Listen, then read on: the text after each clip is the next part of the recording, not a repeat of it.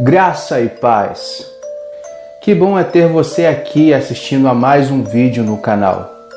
Se for novo, se for nova, se inscreva aqui no canal, ative o sininho das notificações, curta o vídeo e, antes de assistir a esta parte 2, assista a parte 1 para que você possa se inteirar do assunto que estamos tratando aqui. No último vídeo começamos a ver sobre o perdão. E nele, lemos a parábola das 100 ovelhas e que uma delas havia se extraviado e, comparando coisas espirituais, vimos pelas Escrituras sobre o que o Senhor estava se referindo com essa parábola. Vamos continuar, porém, leremos os versículos que já lemos na primeira parte e prosseguiremos com o contexto até aonde o Espírito nos conduzir na leitura e por onde Ele nos guiará pela palavra da verdade para que possamos crescer na graça e no conhecimento. Amém? Então, leamos. Que vos parece? Se um homem tiver 100 ovelhas e uma delas se extraviar, não deixará ele nos montes as 99 indo procurar a que se extraviou? E se porventura a encontra, em verdade vos digo que maior prazer sentirá por causa desta do que pelas 99 que não se extraviaram. Assim, pois, não é da vontade de vosso Pai Celeste que pereça um só destes pequeninos. Se teu irmão pecar contra ti, vai argüê-lo entre ti e ele só. Se ele te ouvir, ganhaste a teu irmão. Se, porém, não te ouvir, toma ainda contigo uma ou duas pessoas para que, pelo depoimento de 2 ou 3 testemunhas, toda palavra se estabeleça. E se ele não os atender, dize-o à igreja. E se recusar ouvir também a igreja, considera-o como gentio e publicano. Em verdade vos digo que tudo o que ligardes na terra terá sido ligado nos céus, e tudo o que desligardes na terra terá sido desligado nos céus.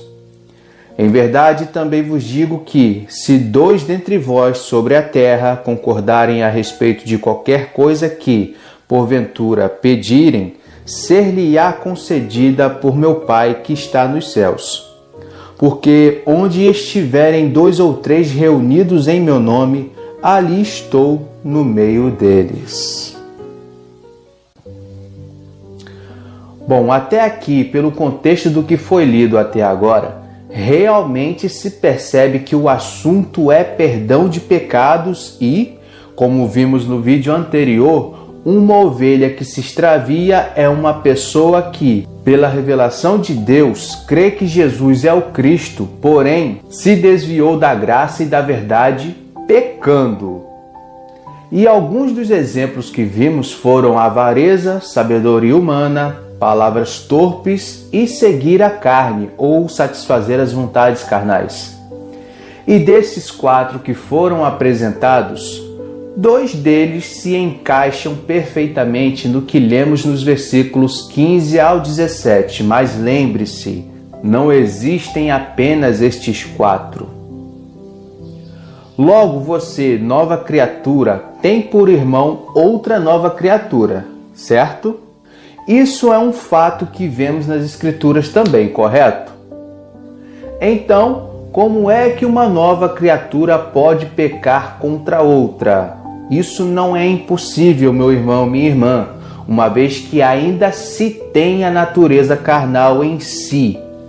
Essa natureza será totalmente eliminada na volta do Senhor Jesus Cristo pela transformação do corpo através do poder do Espírito Santo. Não se esqueça disso. Existem várias maneiras, na verdade, mas, como já foi dito, usaremos 2 exemplos dos 4 que já foram apresentados, amém? Então vejamos. Irmãos, venho lembrar-vos o evangelho que vos anunciei, o qual recebestes e no qual ainda perseverais. Por ele também sois salvos, se retiverdes a palavra tal como vô-la preguei, a menos que tenhais crido em vão. Antes de tudo, vos entreguei o que também recebi, que Cristo morreu pelos nossos pecados segundo as Escrituras, e que foi sepultado e ressuscitou ao terceiro dia segundo as Escrituras. E apareceu a Cefas e depois aos 12. Depois foi visto por mais de 500 irmãos de uma só vez, dos quais a maioria sobrevive até agora, porém alguns já dormem. Depois foi visto por Tiago, mais tarde por todos os apóstolos e, afinal, depois de todos, foi visto também por mim como por um nascido fora de tempo. Porque eu sou o menor dos apóstolos, que mesmo não sou digno de ser chamado apóstolo, pois persegui a igreja de Deus. Mas, pela graça de Deus, sou o que sou. E a sua graça que me foi concedida não se tornou vã. Antes, trabalhei muito mais do que todos eles. Todavia, não eu, mas a graça de Deus comigo. Portanto, seja eu ou sejam eles, assim pregamos e assim crestes. Ora, se é corrente pregar-se que Cristo ressuscitou dentre os mortos, como, pois, afirmam alguns dentre vós que não há ressurreição de mortos? E se não há ressurreição de mortos, então Cristo não ressuscitou. E se Cristo não ressuscitou, é vã a nossa pregação e vã a vossa fé. E somos tidos por falsas testemunhas de Deus, porque temos asseverado contra Deus que ele ressuscitou a Cristo, ao qual ele não ressuscitou, se é certo que os mortos não ressuscitam. Porque se os mortos não ressuscitam, também Cristo não ressuscitou. E se Cristo não ressuscitou, é vã a vossa fé e ainda permaneceis nos vossos pecados. Um dos dois exemplos que iremos usar são as palavras torpes.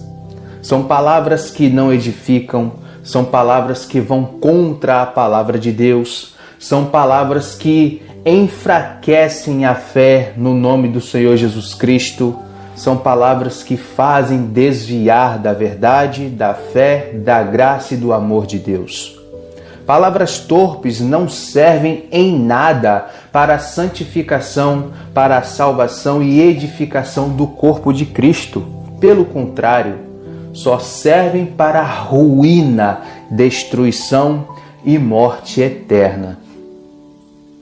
Gostaria, pois, que soubesseis quão grande luta venho mantendo por vós, pelos laodicenses e por quantos não me viram face a face, para que o coração deles seja confortado e vinculado juntamente em amor, e eles tenham toda a riqueza da forte convicção do entendimento, para compreenderem plenamente o mistério de Deus, Cristo, em quem todos os tesouros da sabedoria e do conhecimento estão ocultos. Assim digo para que ninguém vos engane com raciocínios falazes. Pois, embora ausente quanto ao corpo, contudo em espírito, estou convosco, alegrando-me e verificando a vossa boa ordem e a firmeza da vossa fé em Cristo. Ora, como recebestes a Cristo Jesus, o Senhor, assim andai nele, radicados e edificados e confirmados na fé, tal como fostes instruídos, crescendo em ações de graças. Cuidado que ninguém vos venha a enredar com a sua filosofia e vãs sutilezas, conforme a tradição dos homens, conforme os rudimentos do mundo e não segundo Cristo. Portanto, nele habita corporalmente toda a plenitude da divindade. Uma outra coisa que vem a tirar qualquer um da fé é a sabedoria humana, a sabedoria terrena, que é animal e demoníaca. Tal sabedoria traz consigo fábulas, histórias fantasiosas, coisas que não estão escritas na palavra, coisas que vão além do que está escrito E todo mundo que pelo menos lê as Escrituras com a devida atenção sabe o que acontece com quem tira ou põe a mais na palavra de Deus, na doutrina de Cristo. Todo aquele que não tem a doutrina de Cristo não é de Cristo. E esses dois exemplos de como uma nova criatura pode pecar contra outra são exatamente esses dois: palavras torpes e sabedoria humana. Porém, não existem somente esses dois, como havia dito antes. Existem vários. Por isso que é necessário vigiar o tempo inteiro, vigiar o tempo todo. Até porque também as novas criaturas ainda possuem a natureza da carne que milita contra o Espírito Santo e na qual não habita bem nenhum. Então, digamos que, como no que lemos no versículo 15 de Mateus 18, se uma nova criatura falar palavras torpes a outra, como por exemplo, que a primeira ressurreição já aconteceu, ou, como lemos em 1 Coríntios 15, que não existe ressurreição dos mortos. São dois exemplos bem claros. São palavras torpes sendo ditas de um irmão para o outro, ou de uma irmã para outra, sendo assim, um irmão pecando contra o outro. É claro que esse é apenas um exemplo. Qual deve ser a atitude do irmão que está ouvindo estas palavras? Vamos ver. Disse Jesus a seus discípulos: é inevitável que venham escândalos, mas ai do homem pelo qual eles vêm. Melhor fora que se lhe pendurasse ao pescoço uma pedra de moinho e fosse atirado no mar do que fazer tropeçar um destes pequeninos. Acautelai-vos. Se teu irmão pecar contra ti, repreende-o. Se ele se arrepender, perdoa-lhe. Se por 7 vezes no dia pecar contra ti e 7 vezes vier ter contigo dizendo, estou arrependido, perdoa-lhe. Glória a Deus, é tremenda a palavra de Deus. Encaixa perfeitamente nesse exemplo que usamos. Então, se uma nova criatura disser, por exemplo, palavras torpes a outra, como no exemplo que não há ressurreição de mortos, a nova criatura ouvinte deve repreender o irmão que está falando. Mas de que maneira deve repreendê-lo? Vejamos. Conjuro-te perante Deus e Cristo Jesus, que há de julgar vivos e mortos pela sua manifestação e pelo seu reino. Prega a palavra, insta, quer seja oportuno, quer não. Corrige, repreende, exorta com toda a longanimidade e doutrina, pois haverá tempo em que não suportarão a sã doutrina. Pelo contrário, cercar-se-ão de mestres segundo as suas próprias cobiças, como que sentindo coceira nos ouvidos. E se recusarão a dar ouvidos à verdade, entregando-se às fábulas. Mais uma vez, glória a Deus. A repreensão, meu irmão, minha irmã, deve ser feita com a palavra de Deus, com longanimidade, com toda a longanimidade e com a doutrina de Cristo. Louvado seja Deus, aleluia! Então, se um irmão chega a outro dizendo que não há ressurreição de mortos, o outro irmão deve repreendê-lo com a palavra de Deus, mostrando que, segundo as Escrituras, existe sim a ressurreição de mortos. E aí nós conseguimos entender que a palavra do homem deve ser sim, sim, não, não. Ou seja, se a palavra diz que sim e a pessoa vier dizendo que não, é sim, porque está escrito que é sim. E se a pessoa vier dizendo que é sim, mas está escrito que não é, é não porque está escrito que não é. Glória a Deus! Até porque, se não houvesse a ressurreição de mortos, Deus seria o que ele não é, mentiroso. Porque, se não há ressurreição de mortos, e Deus prometeu que ressuscitaria o seu escolhido, se não há ressurreição de mortos, Deus fez uma promessa que ele não cumpriu? Se não há ressurreição de mortos, Deus não ressuscitou a Jesus Cristo? Mas desde a ressurreição de Cristo vem dizendo que ressuscitou? Está vendo só como que é um tiro no pé? E se o irmão que pecou reconhecer que pecou, dando ouvidos à repreensão do outro irmão pela palavra, e ele se arrepende e muda de atitude, e com isso ele é perdoado, certo?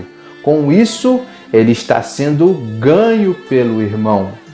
Pois esse irmão que repreendeu pela palavra está sendo usado pelo Espírito de Cristo para ganhar de volta o irmão que se extraviou. Olha como encaixa certinho na parábola das 100 ovelhas.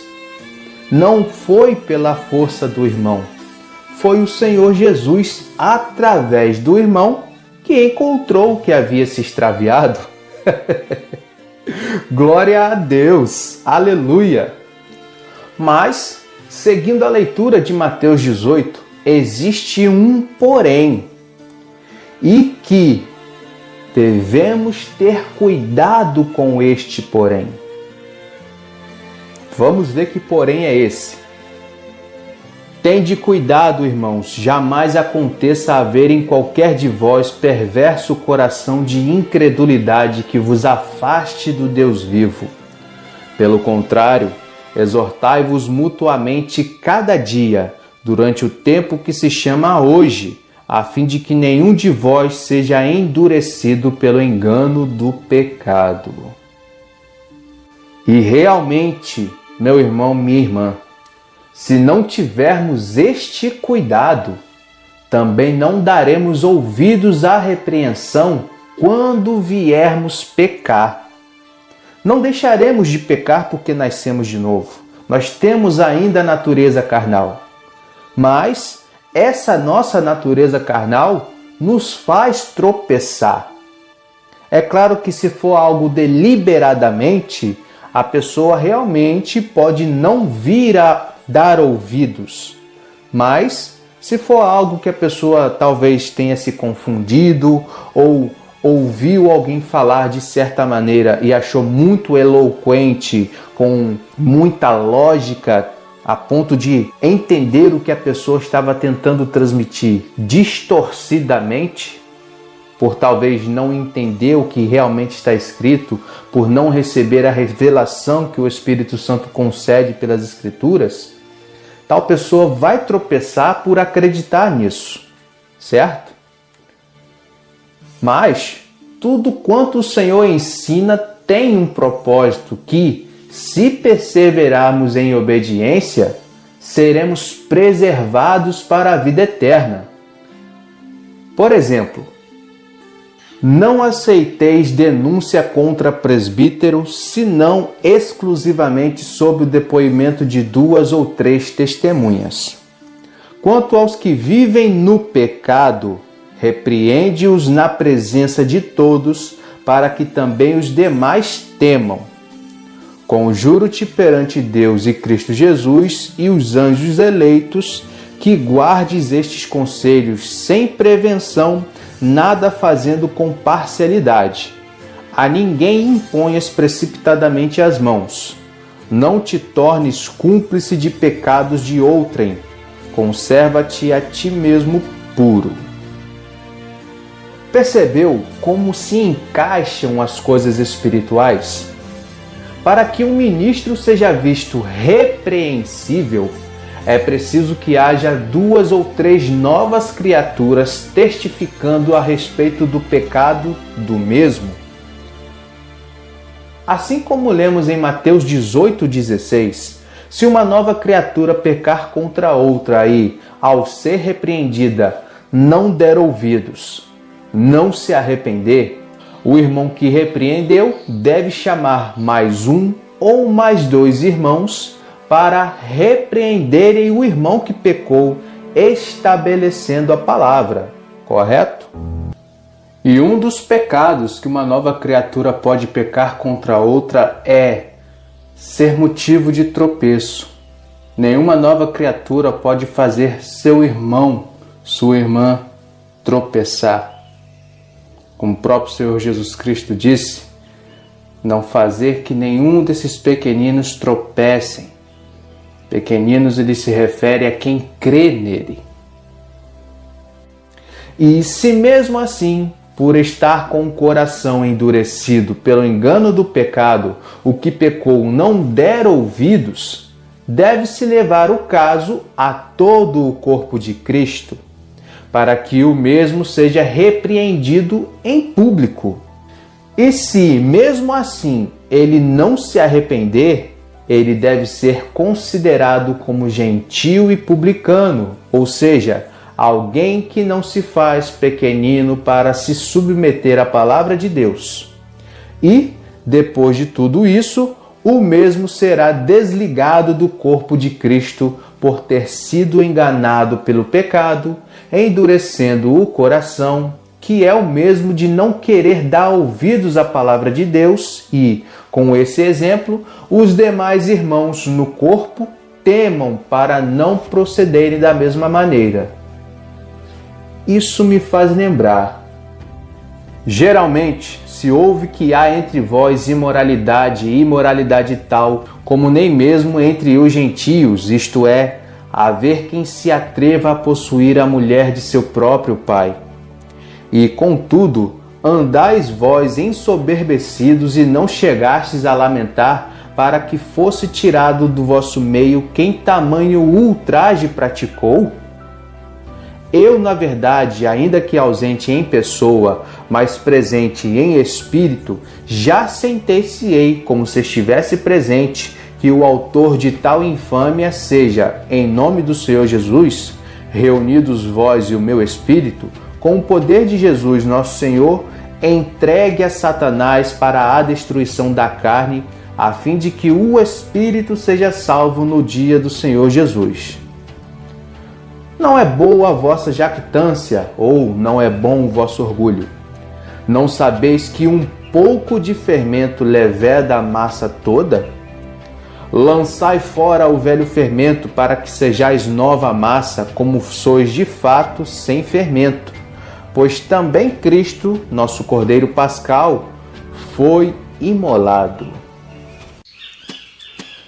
Então, meu irmão, minha irmã, se alguém vive pecando dentro do corpo e o mesmo não é repreendido, tal pessoa se torna um fermento que pode contaminar todo o corpo.